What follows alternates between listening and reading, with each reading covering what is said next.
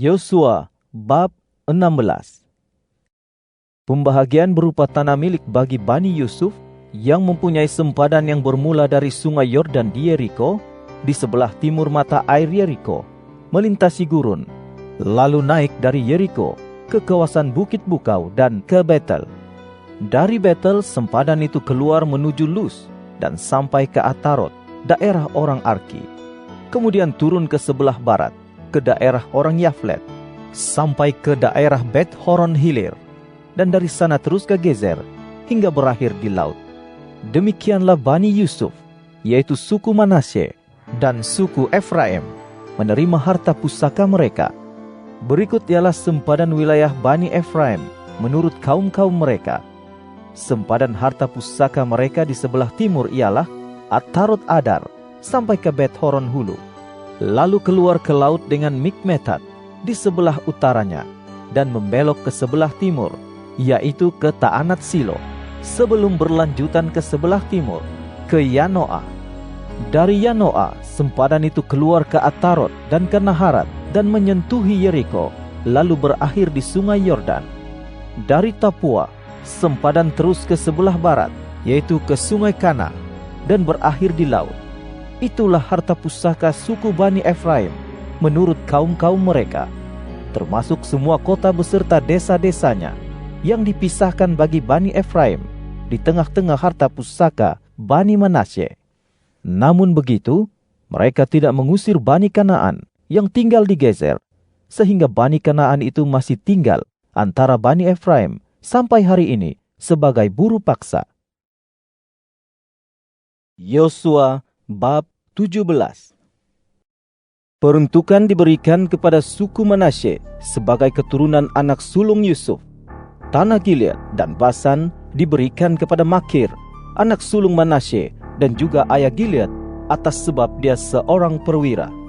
Orang Manasye yang selebihnya juga mendapat bahagian menurut kaum-kaum mereka, yaitu Bani Abiezer, Bani Helek, Bani Asriel, Bani Sekem, Bani Hefer, dan Bani Semeda.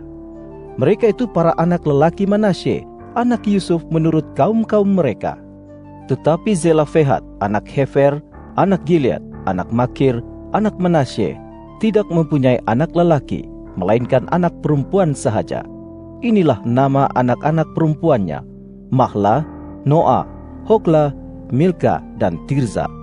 Mereka datang menghadap Imam Eleazar, Yosua anak Nun, serta para pemimpin, dan berkata, Tuhan telah memerintahkan Musa untuk memberikan kepada kami harta pusaka di tengah-tengah saudara-saudara kami lelaki.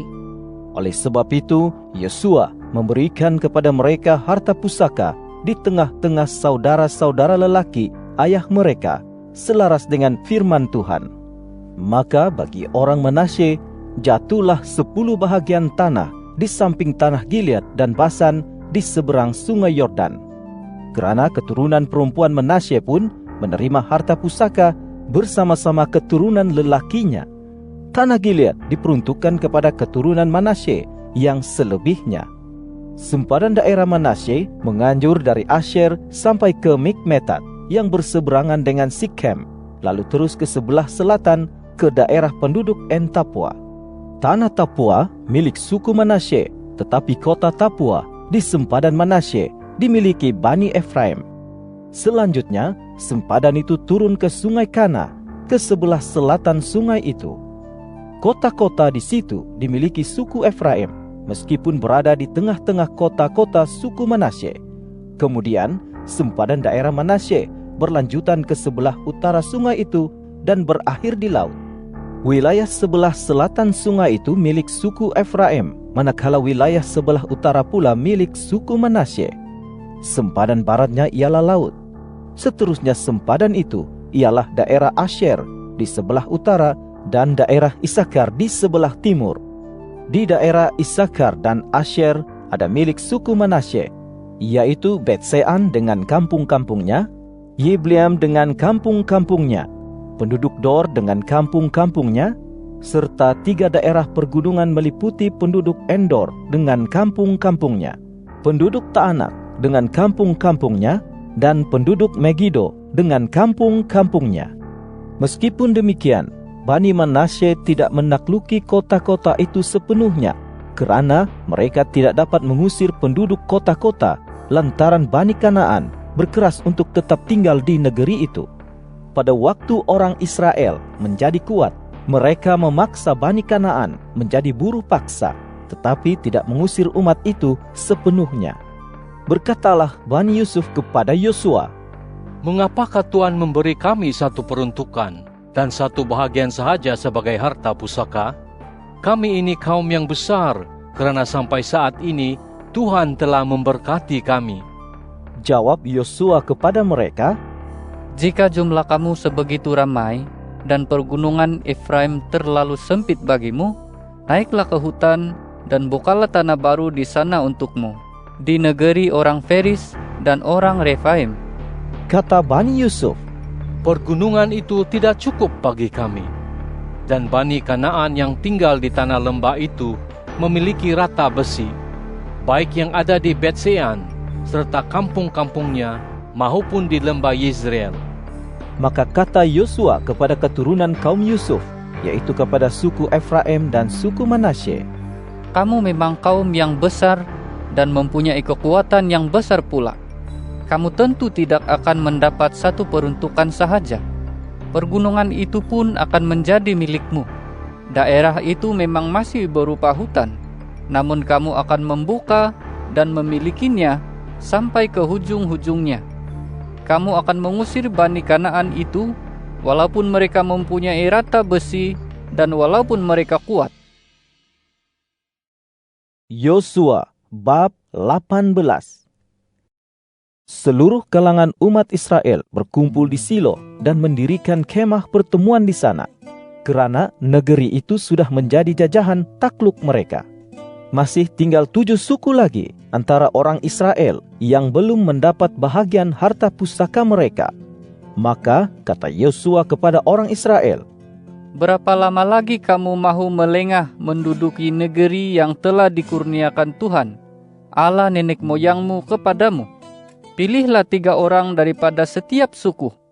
Aku akan mengutus mereka untuk segera menjelajahi negeri itu dan mencatat keadaannya menurut harta pusaka masing-masing, dan setelah itu kembali kepadaku. Hendaklah mereka membahaginya menjadi 7 bahagian. Suku Yehuda akan tetap tinggal di daerahnya di sebelah selatan, dan Bani Yusuf akan tetap tinggal di daerahnya di sebelah utara. Kamu mesti mencatat keadaan negeri itu di 7 bahagian, lalu membawa catatan itu kepadaku. Aku akan mencabut undi bagimu di sini, di hadapan Tuhan Allah kita. Suku Lewi tidak mendapatkan bahagian antara kamu, kerana jawatan imam Tuhan ialah harta pusaka mereka. Suku Gad, suku Ruben, dan separuh suku Manasye telah menerima harta pusaka mereka di sebelah timur sungai Yordan yang diberikan kepada mereka oleh Musa, hamba Tuhan itu. Maka segeralah berangkat 3 orang yang terpilih daripada setiap suku itu dengan perintah Yosua, supaya mereka mencatat keadaan negeri itu. Katanya, "Pergilah dan jelajahilah negeri itu. Catatlah keadaannya, lalu kembalilah kepadaku. Aku akan mencabut undi bagi kamu di sini, di hadapan Tuhan, di Silo." Maka pergilah mereka yang terpilih itu menjelajahi negeri itu dan mencatat keadaan kota demi kota di 7 bahagian dalam sebuah kitab. Setelah itu, mereka kembali kepada Yosua di perkemahan di Silo. Lalu Yosua mencabut undi bagi mereka di Silo di hadapan Tuhan. Disitulah dia membahagi-bahagikan negeri itu kepada orang Israel dengan setiap suku menerima bahagian masing-masing.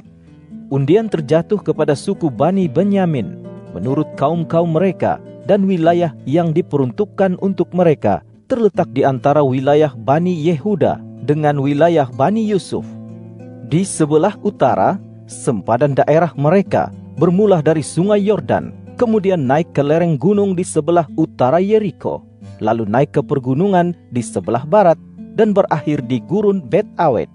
Dari situ, sempadan itu menganjur ke Luz, ke lereng gunung di sebelah selatan Luz, yaitu Betel, dan seterusnya turun ke Atarot Adar, dekat gunung yang terletak di sebelah selatan Bet Horon Hilir. Selanjutnya sempadan itu membelok di sebelah barat, menuju ke sebelah selatan gunung di seberang selatan Bet Horon, dan berakhir di Kiryat Baal, yaitu Kiryat Yerim, sebuah kota milik Bani Yehuda. Itulah sisi sebelah baratnya. Sempadan sebelah selatan bermula dari hujung Kiryat Yerim, lalu keluar ke sebelah barat menuju mata air Neftoa. Kemudian sempadan itu turun ke hujung gunung di seberang lembah Ben Hinnom, yang terletak di sebelah utara lembah orang Refaim, lalu turun ke lembah Hinnom sebelah selatan lereng gunung orang Yebus, dan turun ke En Rogel. Kemudian sempadan itu membelok ke sebelah utara, keluar ke En Semes, menuju wilayah yang berhadapan dengan tanjakan Adumim, dan seterusnya turun ke Batu Bohan anak Ruben. Sempadan itu berlanjutan ke sebelah utara lereng gunung di seberang Bet Araba, lalu turun ke Araba, dan kemudian berlanjutan lagi ke sebelah utara lereng gunung Bet Hogla, dan berakhir di teluk utara Laut Mati, di muara selatan Sungai Yordan. Itulah sempadan selatannya. Sungai Yordan ialah sempadan sebelah timurnya. Itulah harta pusaka Bani Benyamin dengan sempadan di sekelilingnya menurut kaum-kaum mereka. Inilah kota-kota suku Bani Benyamin menurut kaum-kaum mereka: Yeriko, Bet Hogla, Emek Kesis, Bet Araba, Zemaraim, Betal, Ha-Awim, Para, Ofra, Kefar Ha-Amonai, Ofni, Geba, 12 buah kota beserta desa-desanya, Gibeon, Rama, Beerot, manakala Mispa, Kefira, Moza, Rekem, Yerpiel, Tarala, Zela, Elef, Yebus, yaitu Yerusalem, Gibea, Kiryat, ialah 14 buah kota lagi dengan desa-desanya. Itulah harta pusaka Bani Benyamin menurut kaum-kaum mereka.